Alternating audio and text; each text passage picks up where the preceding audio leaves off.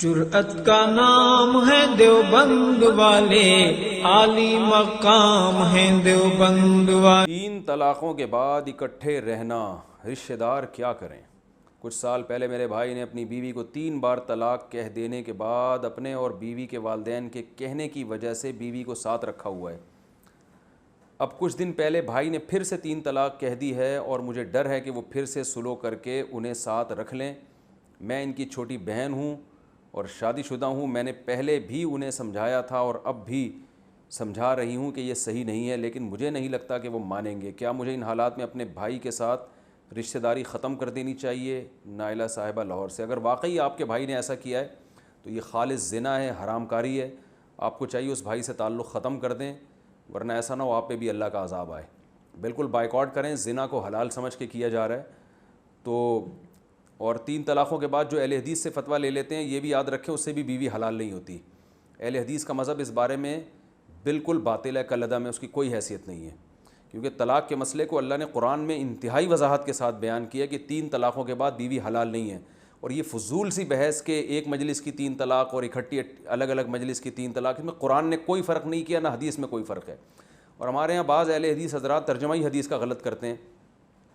میں کلپ سن رہا تھا، اہل حدیث عالم ٹی وی میں بیان کر رہے تھے کہ نبی کے دور میں ایک مجلس کی 3 طلاقیں ایک سمجھی جاتی تھیں۔ ایسی کوئی حدیث سرے سے موجود ہی نہیں ہے جس میں آتا ہو کہ نبی کے دور میں ایک مجلس کی 3 طلاق ایک ہوتی تھیں۔ ایسی کوئی حدیث نہیں ہے، ترجمہ غلط کیا جاتا ہے۔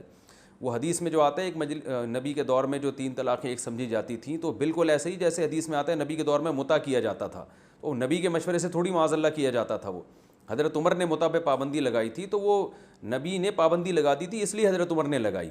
تو اسی طرح 3 طلاقوں کو جو ایک سمجھا جاتا تھا وہ ایک مجلس کی ہوں یا الگ الگ مجلس کی، زمانے جاہلیت میں چونکہ ایک سمجھا جاتا تھا تو بعض حضرات اس کو بھی ایک ہی سمجھتے تھے۔ تو نبی نے حکم نہیں دیا تھا کہ 3 طلاقیں، کہ صحیح بخاری میں واضح حدیث موجود ہے جس میں آپ صلی اللہ علیہ وسلم نے ایک مجلس کی 3 طلاقوں کو 3 کاؤنٹ کیا ہے۔ اور حضرت عمر نے بھی جو فیصلہ کیا کہ 3 ہوں گی، وہ فیصلہ اگر قرآن و سنت کے خلاف ہوتا صحابہ نہیں مانتے اس کو، تمام صحابہ نے اس کو فالو کیا، پوری امت کا اجماع ہے۔ اور اجماع ایک حجت قطعیہ ہوتی ہے، ایسی دلیل ہوتی ہے جس کے مخالفت کی آپ کو قطعاً اجازت نہیں ہوتی۔ تو 4 اماموں کا اس پر اجماع ہے، تمام محدثین کا اس پر اجماع ہے۔ 7ویں صدی ہجری میں ابن تیمیہ رحمہ اللہ نے قول کیا تھا کہ 3 طلاقیں ایک ہوتی ہیں، جس پر ان کو جیل میں بھی جانا پڑا اور امت نے پھر اس کی شدید مخالفت کی۔ ابن قیم رحمہ اللہ نے ان کا ساتھ دیا اس مسئلے میں، لیکن ابن رجب جو ان کے شاگرد تھے انہوں نے اپنے استاذوں کی مخالفت کی۔ انہوں نے بولا کہ وَعْلَمْ أَنَّهُ لَمْ يَثْبُتْ عَنْ أَحَدٍ مِّنَ الصَّحَابَةِ ولا من التابعين ولا من أئمة السلف المعتد بقولهم في الفتاوى في الحلال والحرام شيء صريح أن الطلاق الثلاث بعد الدخول يحسب واحدة إذا سبق بلفظ واحد۔ انہوں نے لکھا کہ اس پر کوئی ایک روایت بھی نہیں ہے جس میں واضح ہو کہ 3 طلاقیں ایک شمار ہوتی ہیں۔ اور بعض جو حضرت رکانہ کی حدیث پیش کرتے ہیں کہ ایک مجلس کی 3 طلاق کو نبی نے ایک شمار کیا، وہ حدیث انتہائی ضعیف ہے۔ اس کی سند کوئی پڑھ کے سنا دے، کوئی حدیث اہل حدیث عالم، میں سند بتا دوں گا کہ یہ یعنی راویوں کے نام بھی غائب ہے بعض روایتوں میں۔ تو ایسی لنگڑی لولی روایتیں جن کے نہ سر نہ پیر، ان روایتوں کی وجہ سے ایک حرام کو حلال کر دیا اور پوری امت کا اجماع اور قرآن کی آیتیں ساری ایک طرف چھوڑ دیں، تو اس سے یہ بالکل ایک علمی خیانت ہے۔ قرآن میں اللہ نے سورہ طلاق میں طلاق کا طریقہ بیان کیا ہے کہ اکٹھی طلاقیں مت دیا کرو، اور اس کی حکمت بیان کی ہے لعل اللہ یحدث بعد ذلک امرا، ہو سکتا ہے اللہ سلو کی صورت پیدا کر دے۔ تو وہ اللہ حکمت اسی لیے تو بیان کر رہے ہیں کہ اکٹھی دو گے تو سلو کے راستہ بند ہو جائے گا۔ اور عبداللہ بن عباس رضی اللہ تعالیٰ عنہ جو مفسر قرآن ہے، وہ بھی اس کی یہ تفسیر بیان کرتے ہیں کہ جو اللہ کے بتائے ہوئے طریقے کے مطابق طلاق نہیں دیتا، اکٹھی طلاقیں دیتا ہے، تو اس نے اپنی جان پہ ظلم کیا اور اس کے لیے راستے بند ہو گئے ہیں۔ تو صحابہ کا اجماع، خلفائے راشدین اور 4 امام اور محدثین سب ایک طرف، اور ہمارے ہاں چند اہل حدیث، اور اہل حدیث بھی اس میں اتفاق نہیں ہے ان کا، بہت سے اہل حدیث علماء بھی کہتے ہیں 3 ہی ہوتی ہیں۔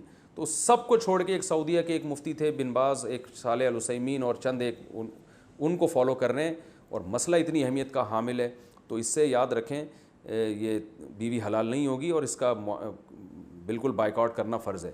اور اس مسئلے میں کوئی بھی اہل حدیث عالم مجھ سے بات کرنا چاہتے ہیں، وہ سمجھتے ہیں کہ ہمارے دلائل کمزور ہیں، امت کے دلائل، اجماع کے دلائل کمزور ہیں، تو میں جہاں چاہیں جو ہے نا کوئی مشہور عالم ہو تو وہ لائیو ریکارڈنگ کے ساتھ مجھے بٹھا دیں، میں ان سے اس بارے میں ڈیبیٹ کرنے کے لیے تیار ہوں اور دلائل کا جواب دینے کے لیے تیار ہوں۔ تو اس لیے 3 طلاقیں دینے کے بعد اگر کسی نے بیوی کو رکھا ہوا ہے تو بیوی حلال نہیں ہوگی، آخرت میں الٹے لٹکے ہوئے ہوگے. اللہ کے بندو اس میں اللہ کا خوف کرو. یہ قرآن جہاں طلاق کے مسائل بیان کرتا ہے وہاں ساتھ ساتھ یہ بھی کہتا ہے تلک حدود اللہ، یہ اللہ کی حدود ہیں. بار بار بیان کر رہا ہے کہ اللہ کی حدود ہیں. ومن یتعد حدود اللہ، جو اللہ کی حدود سے تجاوز کرے گا اپنی جان پہ ظلم کرے گا. تو آج آپ طلاقیں دینے کے بعد بیوی کو رکھ لو، دنیا میں کچھ نہیں ہوگا، لیکن آخرت میں آپ کو پتہ چلے گا آپ نے اپنی جان کے ساتھ ظلم کیا تھا. اس لیے حلال کو حرام اور حرام کو حلال نہ کریں آپ. تو اگر آپ کے بھائی نے ایسا کیا ہوا ہے، طلاقیں دے کے رکھا ہوا ہے، اور آج بہت سے لوگ رکھ رہے ہیں، فتوے آپ کو مارکیٹ میں ہر قسم کے مل جائیں گے. جو چاہیں فتویٰ جس مفتی سے لکھوانا چاہیں، آج کل ہر طرح کا مفتی اویلیبل ہے مارکیٹ میں، آپ کو فتویٰ آپ کی مرضی کا مل جائے گا. تو پوری امت کا جو فتویٰ ہے اسی کو فالو کریں. جو ہمارے سنجیدہ دینی مدارس ہیں، ان کے دارالفتہ ہیں جہاں مفتیان کرام بیٹھے ہیں، جن کی پوری پوری زندگیاں فتوے کے کام میں لگ گئی ہیں، ان سے فتویٰ لیں. ایسے نہیں کوئی بھی اٹھ کے کچھ بھی فتویٰ دے دے، اس کی کوئی حیثیت نہیں. اور ایسا فتویٰ جو صحابہ کے خلاف جا رہا ہو، تو ایسا فتویٰ دینے والا کتنا بڑا مفتی ہو، اس کے فتوے کو فالو بالکل بھی نہیں کرنا ہے، کیونکہ صحابہ نے دین کو سب سے پہلے